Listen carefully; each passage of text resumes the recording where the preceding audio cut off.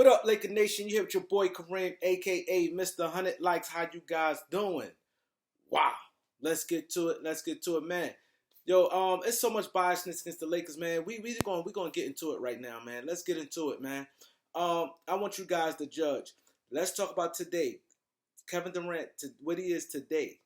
And I want you guys to compare him to Anthony Davis of the time when the Lakers traded for Anthony Davis, who you consider as the better player, more value between the two players, Anthony Davis and Kevin Durant.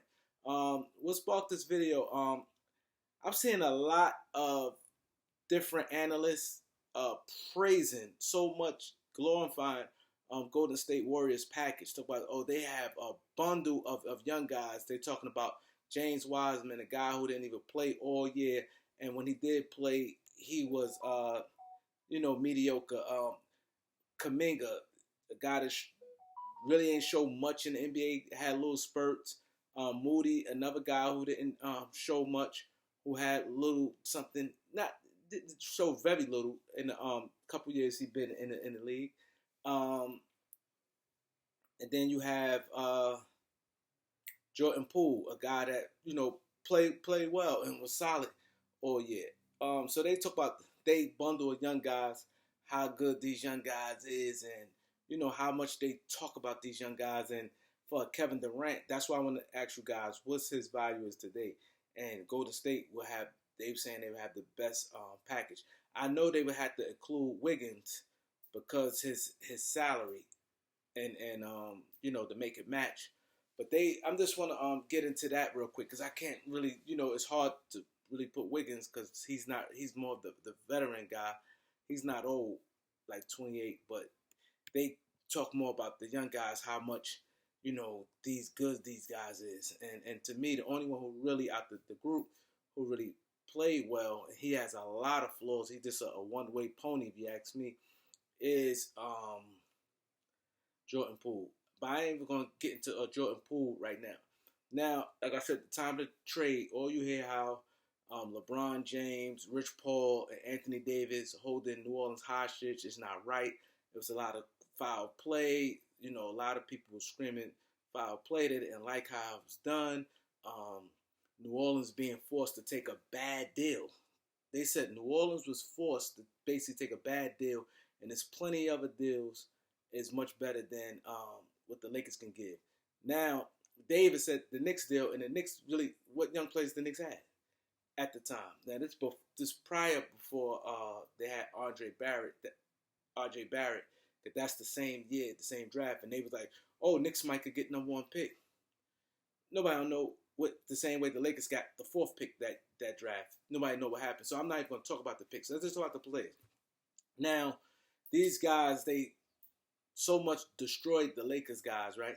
Now, let's say what the Lakers players did that season. Kuzma was like I think the 16 and 18 point score that year. Brandon Ingram, 18 point per game score. Lonzo Ball, he showed his value that when he's healthy, he playing well, the team wins. Lonzo Ball was a guy that he identified to a lot of NBA teams, a top level defender. It's good because versatile. He had great size, excellent, court vision,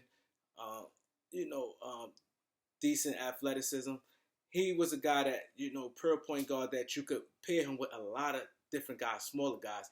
Like you could pair Alonzo Ball great with a Kyrie Irving. Kyrie Irving could play off the ball. And Alonzo, now, like what he improved now with his three-point shoot, but you could play him with a Damian Lillard. Teams envisioned that already because they saw his skill set, his size, where you could play him with a smaller point guard.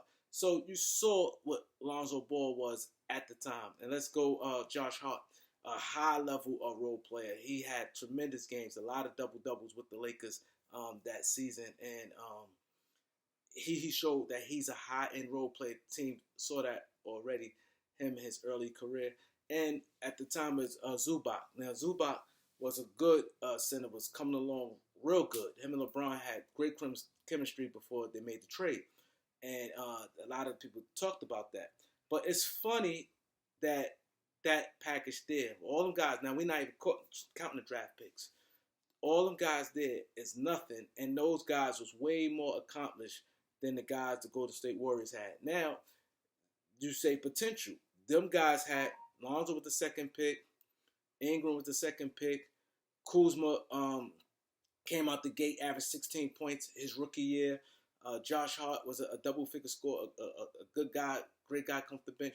Zubac already showed some promise. These guys go to state and do nothing outside of Jordan Poole. So it's funny how, these teams and these analysts, they do the Lakers.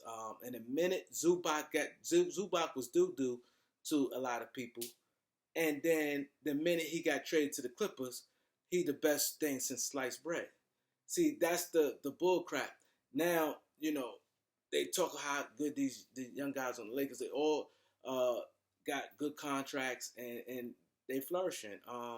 So it's just funny to me. I want to know what you guys think, because every time I hear Shannon Sharp, different people. Golden State has a ton, but when one of the Lakers, AD, a lot of people was saying that, LeBron James, Rich Paul, and the guys, they holding hostage and forcing New Orleans to a bad deal.